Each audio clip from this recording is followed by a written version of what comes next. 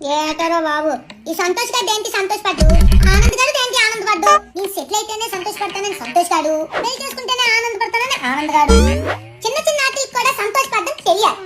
మొన్న నాకు జేబులోని బోల్ డబ్బు దొరికాయి. సంతోషం. మంచి కలయికని అది లేచా గుర్తుంటే ఎంత సంతోషం. ట్రాఫిక్ సిగ్నల్ దగ్గరికి వెళ్ళగానే గ్రీన్ పడిపోయింది అనుకోండి, సంతోషమే సంతోషం.